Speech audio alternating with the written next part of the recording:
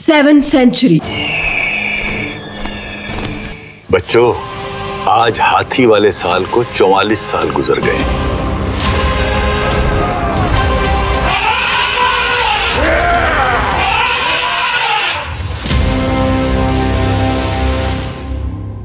क्या वाकई? शुक्र करो हम जिंदा हैं। मक्का।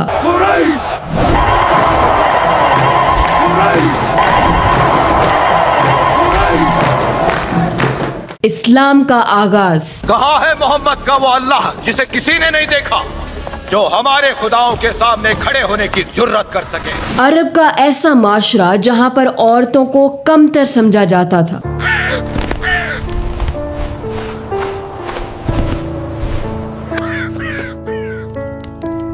आज तूने बेटी पैदा करके मेरी नाक कटवा दी है। तो क्या मार दूं उसे? और नॉलेज और विजडम पर सिर्फ मर्दों की हुक्मरानी थी। इल्म और हिकमत औरतों के बस में होता तो आज दुनिया कुछ और होती। और क्या?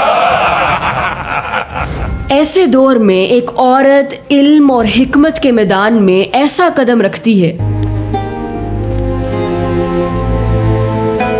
वो आ गई।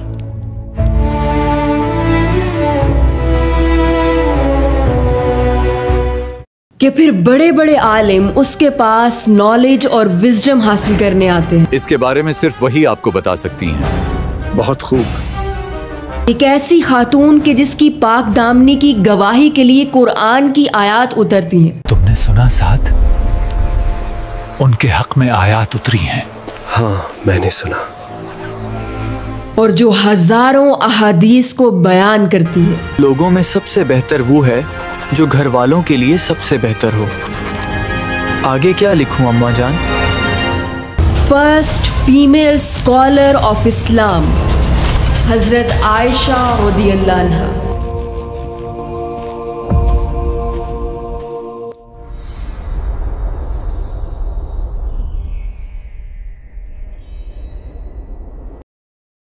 हजरत आयशा रज़ियल्लाहु अन्हा 614 में अरब के शहर मक्का में पैदा हुई। मुबारक हो अबू बकर, खुदा ने आज तुम्हें दूसरी बेटी दी है।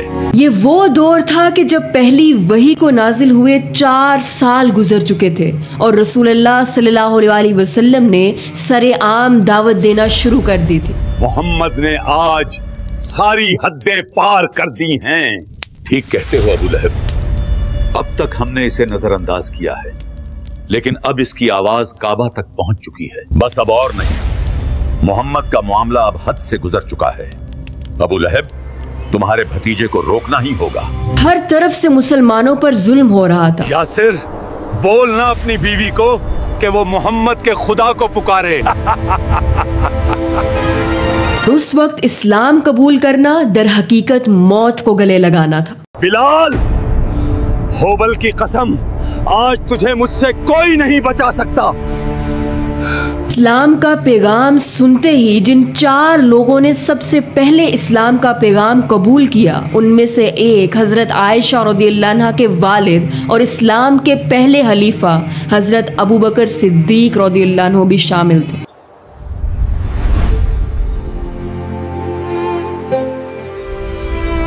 क्या तुमने सुना? इन्होंने मुनकिरीन ज़कात के खिलाफ ऐलान किया है। हाँ, ये बात तो पूरे अरब में फैल चुकी है। हजरत आयशा रज़ियल्लाहु अन्हा का ताल्लुक अरब के कबीले कुरैश और कुरैश के एक सब ट्राइब बनु ताइम से था। हजरत आयशा रज़ियल्लाहु अन्हा की वालिदा का नाम रुमान रज़ियल्लाहु अन्हा था और उनका ताल्लुक कुरैश के सब ट्राइब कनाना से था। हजरत आयशा रज़ियल्लाहु अन्हा के 3 भाई थे, अब्दुर्रहमान बिन अबी बकर, अब्दुल्ला बिन अबी बकर, मोहम्मद बिन अबी बकर, और 2 बहनें थीं, अस्मा बिनते अबी बकर, उम्मे कुलसूम बिनते अबी बकर। हजरत आयशा रज़ियल्लाहु अन्हा बचपन से ही एलोकेंट, कम्युनिकेशन स्किल्स में बहुत एफिशिएंट थी। वो अपनी बात को इस अंदाज में लोगों के सामने रखती कि सुनने वाले को फौरन बात समझ आ जाती। हजरत आयशा रज़ियल्लाहु अन्हा की बहुत सी क्वालिटीज अपने वालिद हजरत अबू बकर सिद्दीक रज़ियल्लाहु अन्हु से मिलती थी, जैसे कि नॉलेज एंड विजडम। मदीना के हालात नाजुक हैं। क्या उसामा की फौज को भेजना दुरुस्त है? उनकी बसीरत हमारी फिक्रों से कहीं ज्यादा गहरी है।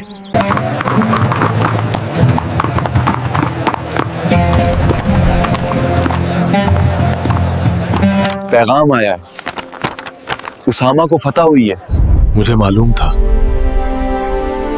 जेनरोसिटी। बहुत शुक्रिया इन पैसों का अम्मा जान। आपके वालिद के बारे में भी ऐसा ही सुना है। Unshakeable faith. आप भी अपने वालिद की तरह दिल की नरम और दीन में सख्त हैं। अम्मा जान, वो भी हक से पीछे नहीं हटते थे। क्योंकि अरब में कबायली सिस्टम था, लोग अपने कबीले की खातिर जान लेने और जान देने के लिए तैयार हो जाते थे, तो इसलिए हर शख्स अपने हसब नसब को बहुत प्रायोरिटी देता था और अपने एंसेस्टर्स और लिनिएज को जानने में बहुत इंटरेस्ट लेता था।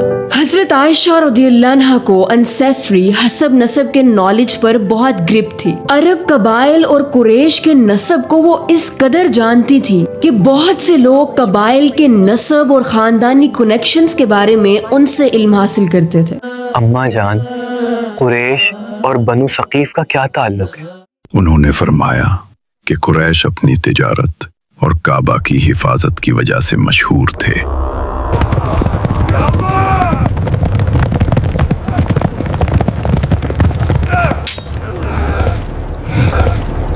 लूट लो इन्हें। हम काबा के मुहाफिज हैं कुरैश, जाने दो इन्हें। हम काबा की बहुत इज्जत करते हैं। बहुत शुक्रिया। और बनु सकीफ अपने मालो दौलत। ये ताइफ बनु सकीफ का है, इधर इनका ही राज है।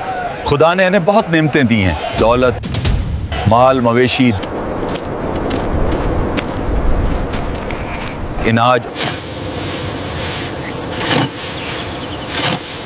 और जंगजू सिपाही। उन्होंने फरमाया सदियों पहले उनमें रिश्ते भी होते थे।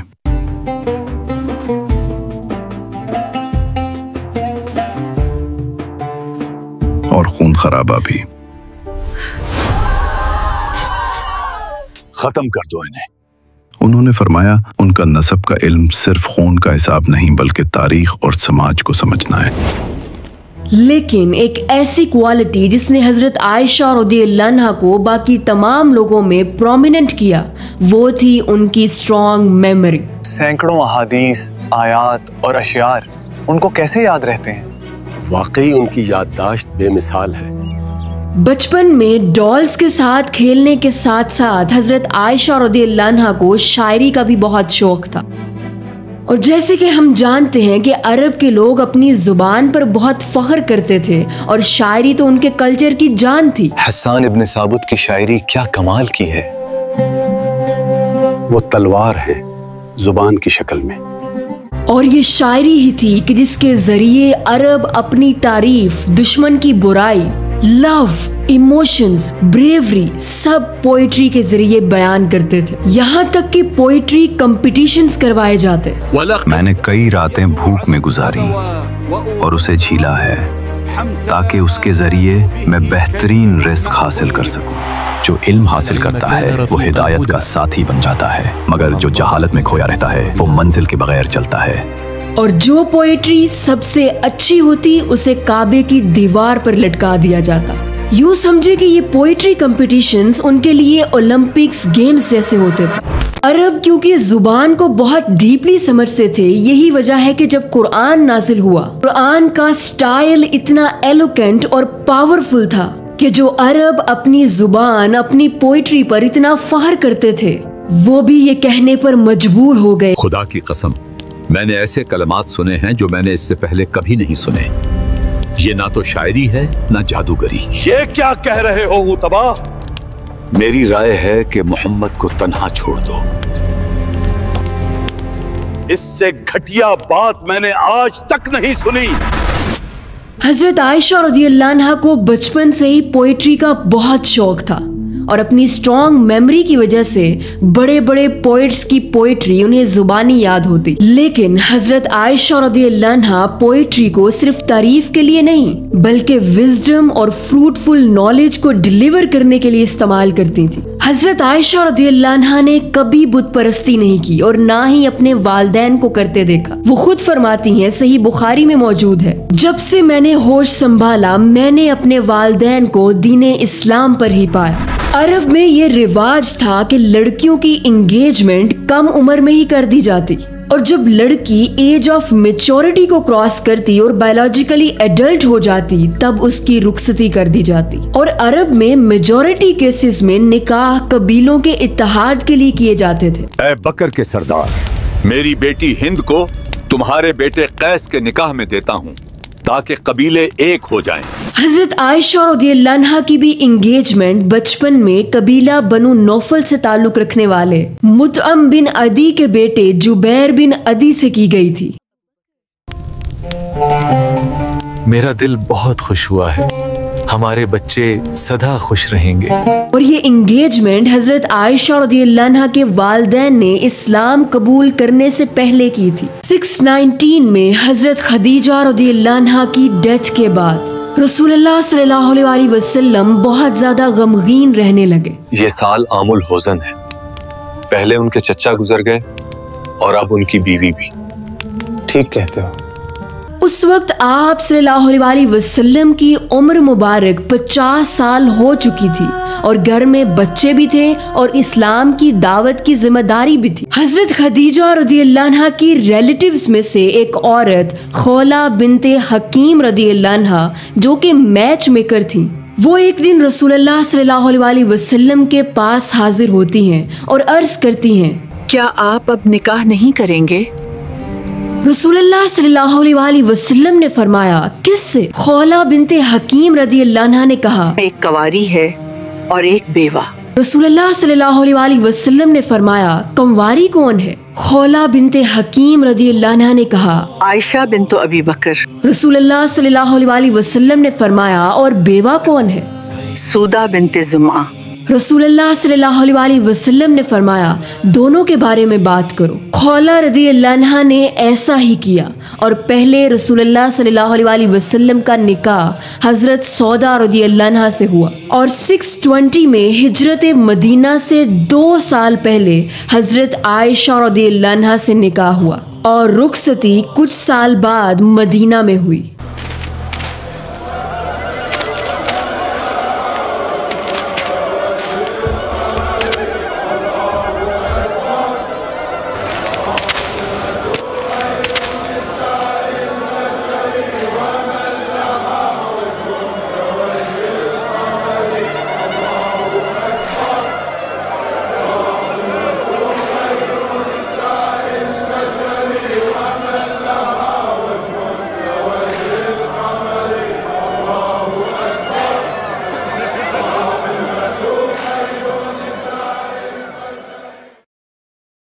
शादी के वक्त हजरत आयशा रदियल्लाहु अन्हा की एज को लेकर बहुत ज्यादा मिसअंडरस्टैंड किया जाता है। मगर लोग तो कहते हैं उन्होंने इस उम्र की लड़की से शादी क्यों की? अहले अकल के लिए ये जान लेना ही काफी है कि अरब में तब तक एक लड़की की रुखसती नहीं की जाती थी जब तक वो बायोलॉजिकली एडल्ट होने के साथ साथ मैच्योर ना हो जाए। मदीना में हजरत आयशा रदियल्लाहु अन्हा की रुखसती रसूलुल्लाह सल्लल्लाहु अलैहि वसल्लम के साथ हो जाती है और रसूलुल्लाह सल्लल्लाहु अलैहि वसल्लम की अज़वाज में से हजरत खदीजा रदियल्लाहु अन्हा के बाद हजरत आयशा रदियल्लाहु अन्हा रसूलुल्लाह सल्लल्लाहु अलैहि वसल्लम के सबसे ज्यादा करीब हो जाती है। तुमने देखा वो अपनी बीवियों में से सबसे ज्यादा मोहब्बत उनसे करते हैं।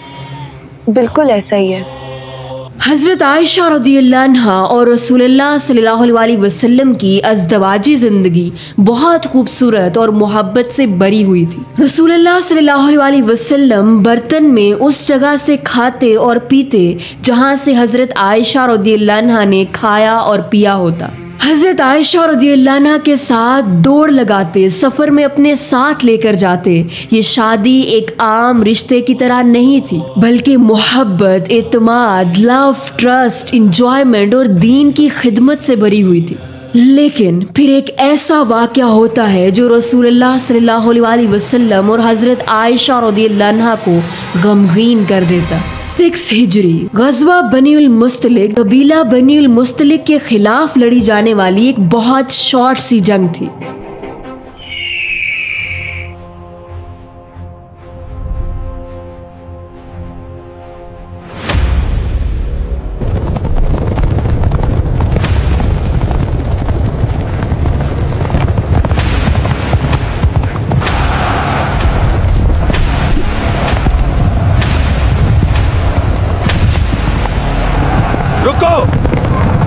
जब तक वो हुक्म नहीं देते।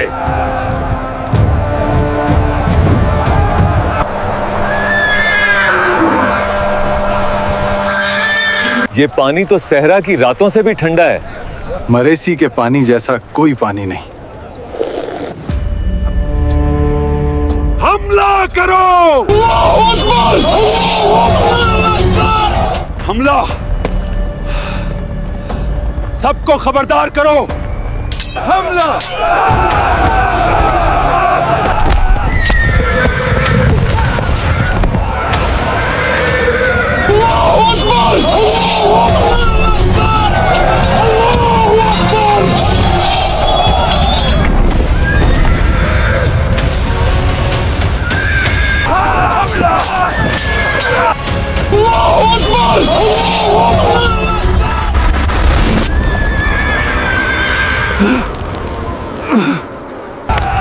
हमें छोड़ दो! हमें छोड़ दो! हमें बख्श दो! हमें बख्श दो! रो मत, हम औरतों पर हमला नहीं करते। अल्लाह अकबर! और कबीला बनी उल मुस्तलिक के लोगों को कैदी बना लिया जाता है। इन कैदियों में कबीले के सरदार हारिस बिन अबी दरार की बेटी जवेरिया बिनते अल हारिस भी होती हैं, जिनसे बाद में रसूलुल्लाह सल्लल्लाहु अलैहि वसल्लम निकाह कर लेते हैं। इसी निकाह के नतीजे में बहुत से कैदी आजाद कर दिए जाते हैं और बाद में पूरा कबीला इस्लाम कबूल कर लेता है। हम सब आप पर ईमान लाते हैं। हम सब इस्लाम कबूल करते हैं। लेकिन इसी गज़वा से वापसी पर एक वाक़या पेश आता है। गज़वा मुस्तलक की वापसी पर एक स्टे के दौरान आराम से नेचुरल नीड के लिए हजरत आयशा का हौदज जमीन पर रखा गया और हजरत आयशा नेचुरल नीड के लिए दूर चली गईं। और इस दौरान उनका नेकलेस गिर गया। जब वो वापस आई और बैठने लगी तो महसूस किया कि नेकलेस उनके पास नहीं, तो फौरन उसकी तलाश में निकल पड़ी।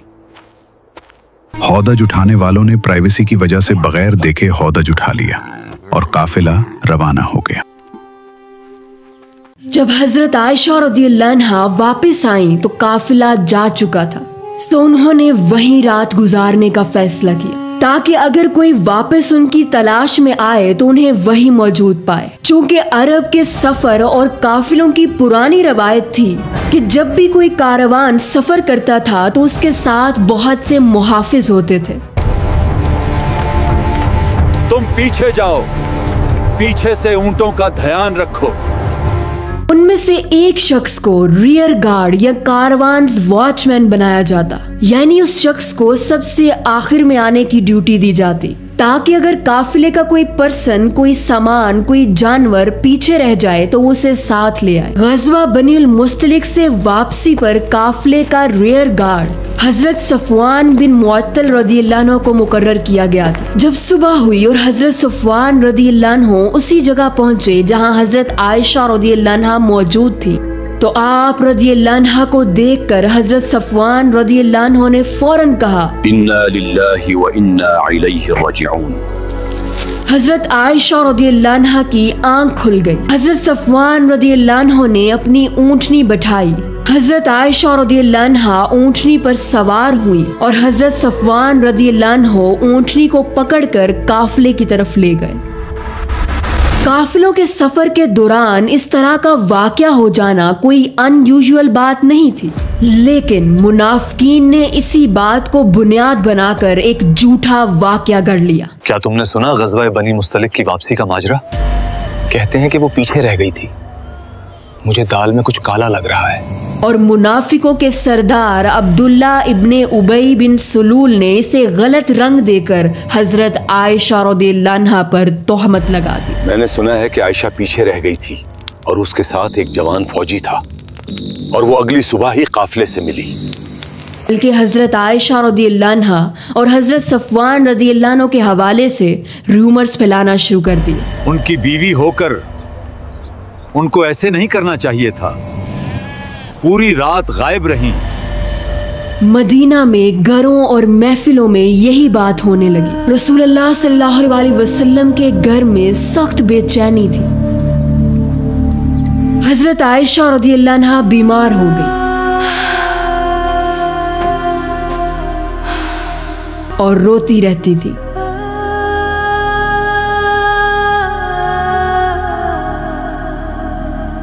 एक महीना गुजर चुका था और रसूलुल्लाह सल्लल्लाहु अलैहि वसल्लम वही के इंतजार में थे।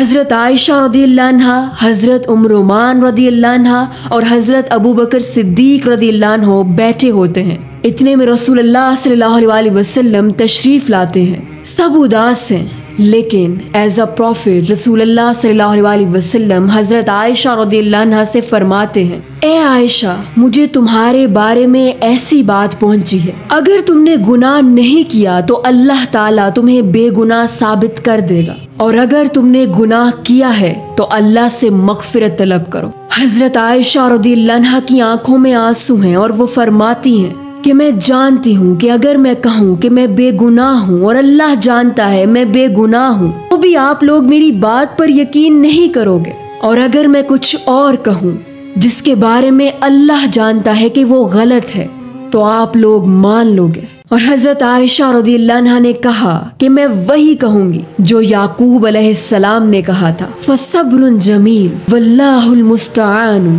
अला मा तासिफून। और हजरत आयशा रज़ियल्लाहु अन्हा रोने लगी। रसूलुल्लाह सल्लल्लाहु अलैहि वसल्लम और हजरत आयशा रज़ियल्लाहु अन्हा की मोहब्बत को सामने रखते हुए जरा इस सिचुएशन को इमेजिन करें, कितना मुश्किल था। हर तरफ उदासी छाई हुई थी।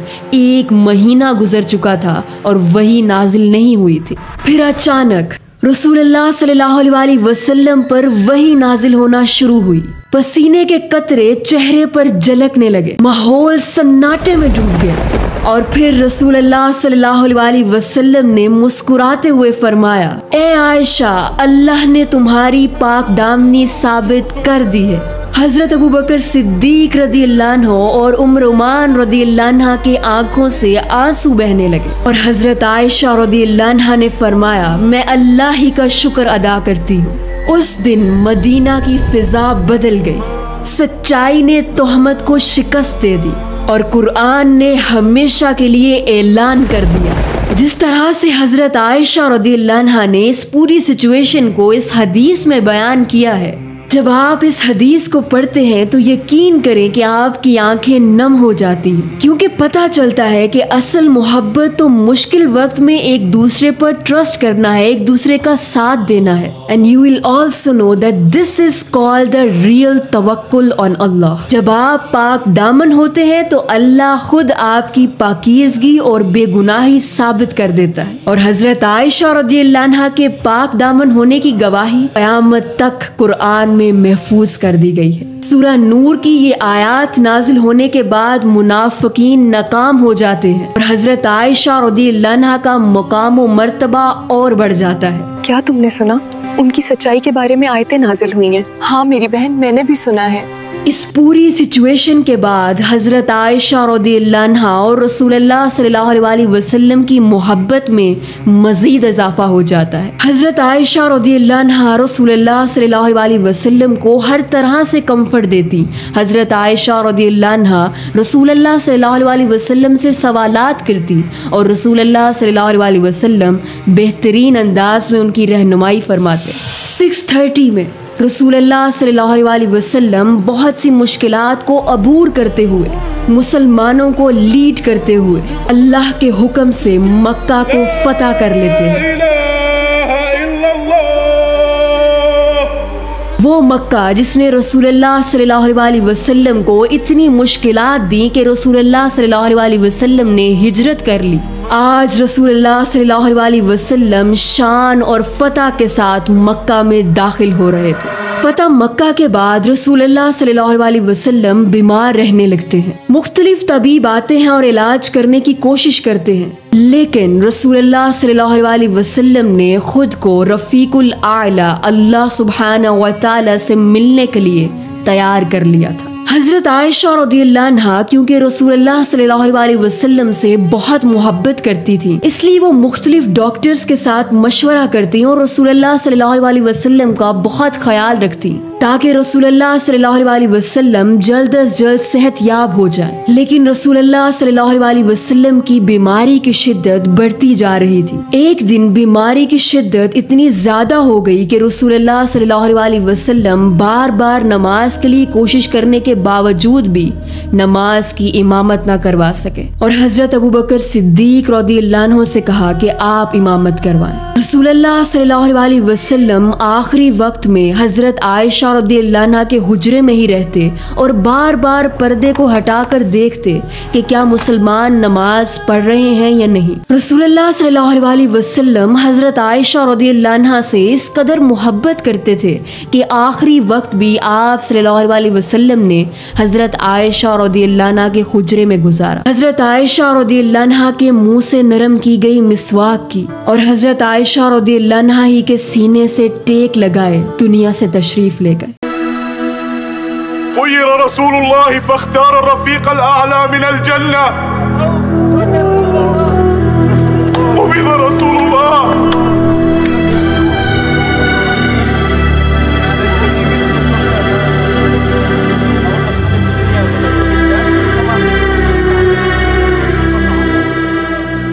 ये वो लम्हा था जिसने हजरत आयशा रज़ियल्लाहु अन्हा की जिंदगी को हमेशा के लिए बदल दिया। रसूलुल्लाह सल्लल्लाहु अलैहि वसल्लम के दुनिया से तशरीफ ले जाने के बाद मदीना की गलियां सन्नाटे में डूबी हुई थी। उम्मत को रहनुमाई की जरूरत थी। लोग सवाल लेकर आते, दरवाजा खटखटाते और पर्दे के पीछे से हजरत आयशा रज़ियल्लाहु अन्हा की आवाज गूंजती। कुरान की तफसीर, सुन्नत की वजाहत और मसाइल का हल बताती। वो अभी कम उम्र थी लेकिन इल्म और फहम में सबसे आगे। वो बोलती तो सहाबा सर झुका लेते, वो वजाहत करती तो इख्तलाफात मिट जाते। मदीना का वो छोटा सा हुजरा जहाँ कभी रसूलुल्लाह सल्लल्लाहु अलैहि वसल्लम आराम फरमाते थे, अब इस्लाम की सबसे बड़ी दरसगाह बन चुका था। हजरत आयशा रज़ियल्लाहु अन्हा सिर्फ सवालों के जवाब नहीं दे रही थी, वो उम्मत की सोच संवार रही थी। वो तारीख के सफ़ात पर लिख रही थी कि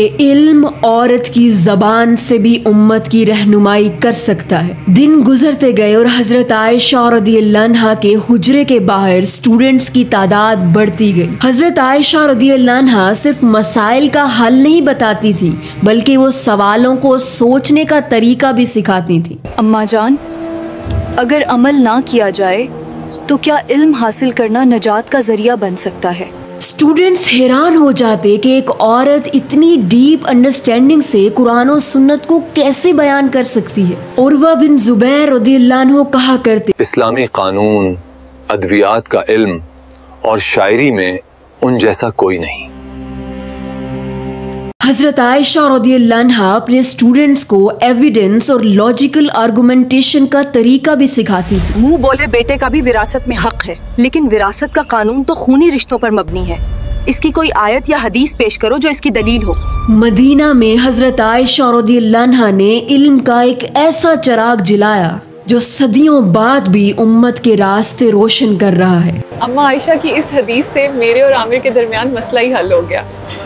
वही हदीस कि तुम पर तुम्हारी बीवियों का हक है और उनका तुम। She was wise, eloquent, fearless and compassionate woman। चाहे अज़दवाजी जिंदगी से रिलेटेड क्वेश्चंस होते, औरतों से रिलेटेड, नमाज से रिलेटेड, इनहेरिटेंस से रिलेटेड, चाहे रसूलुल्लाह सल्लल्लाहु अलैहि वसल्लम की जिंदगी से रिलेटेड, हजरत आयशा रज़ियल्लाहु अन्हा ऐसी दलील के साथ और ऐसे आसान अंदाज में गाइड करती कि पूछने वाले को फौरन आसानी से अपने सवाल का जवाब और मसले का हल मिल जाता। रसूलुल्लाह सल्लल्लाहु अलैहि वसल्लम के दुनिया से तशरीफ ले जाने के बाद हजरत आयशा रज़ियल्लाहु अन्हा के वालिदैन भी दुनिया से तशरीफ ले गए। पहले उनकी वालिदा रुखसत हो गई और आज उनके सदीक वालिद भी दुनिया से रुखसत हो गए। लेकिन हजरत आयशा रज़ियल्लाहु अन्हा ने अपने गमों को हिम्मत में बदल दिया और उम्मत की रहनुमाई को अपना मकसद बना लिया। हजरत आयशा रज़ियल्लाहु अन्हा कुरान की हाफिजा थी और इल्म बयान करते हुए उन्होंने कभी भी ग्रामेटिकल मिस्टेक नहीं की थी। आज हम जो दुआ कब्रिस्तान में जाकर मांगते हैं और जो दुआ हम रमजान में मांगते हैं वो हजरत आयशा रज़ियल्लाहु अन्हा ने ही बयान की है। अस्सलामु अला अहली दियार मिनल मुअमिनीन वल मुस्लिमीन व इन्ना इंशाअल्लाहु बिकुम लाहिकून नस्अलुल्लाह लना व लकुमुल आफिया। अल्लाहु अकबर।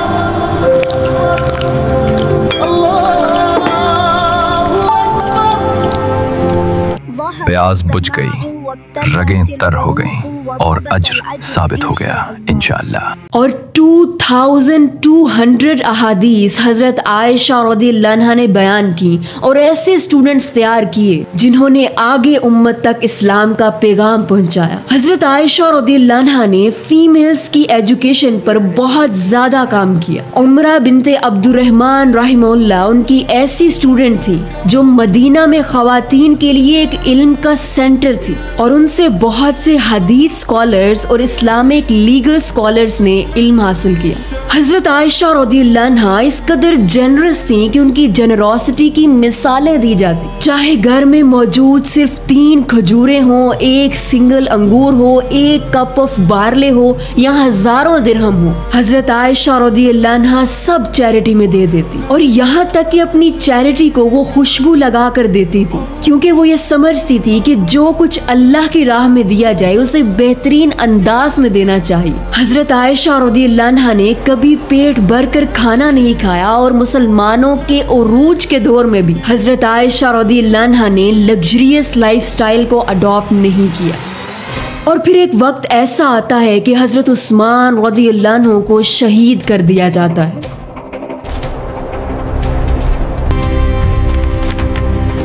हजरत आयशा रज़ियल्लाहु अन्हा उस वक्त हज पर होती हैं जब उनको ये खबर मिलती है अम्मा जान उन्हें शहीद कर दिया गया है।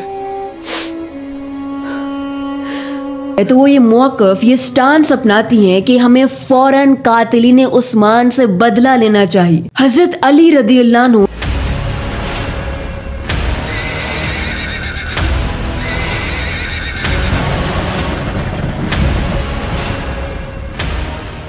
जो उस वक्त खलीफा होते हैं वो ये स्टांस अपनाते हैं कि नहीं, अभी हमें वेट करना चाहिए। दोनों में इख्तलाफ हो जाता है जिसके नतीजे में जंगे जमल होती है।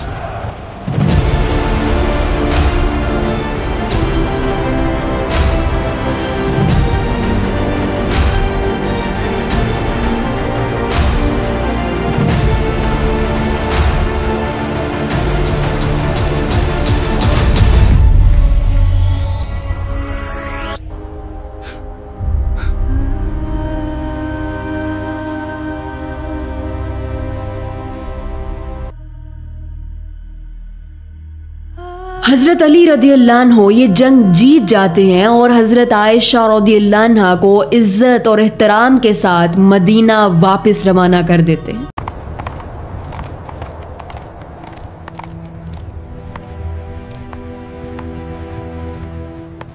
So that was just a political difference। बाद में हजरत आयशा रज़ियल्लाहु अन्हा भी सहाबा को मसाइल के हवाले से हजरत अली रज़ियल्लाहु अन्हु की तरफ रेफर करती और हजरत अली रज़ियल्लाहु अन्हु भी हजरत आयशा रज़ियल्लाहु अन्हा को प्रोटेक्ट करते थे।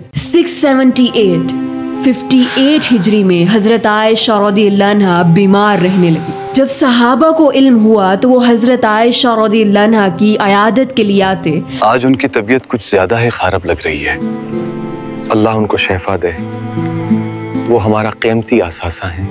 हज़रत आयशा रज़ियल्लाहु अन्हा बीमारी के दौरान भी अल्लाह सुब्हानहू व तआला का जिक्र करती रहती।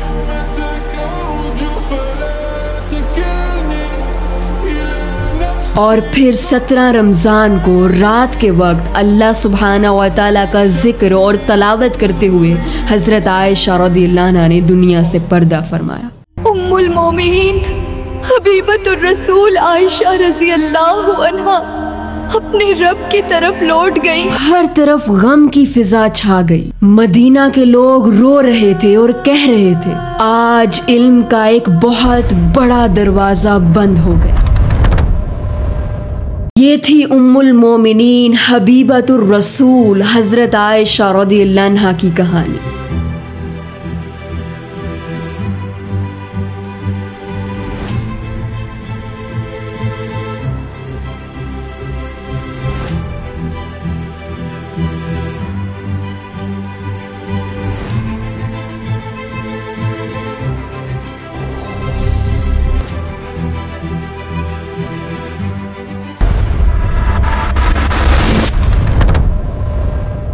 जज़ाकल्लाहु खैरा। अस्सलामु अलैकुम व रहमतुल्लाह।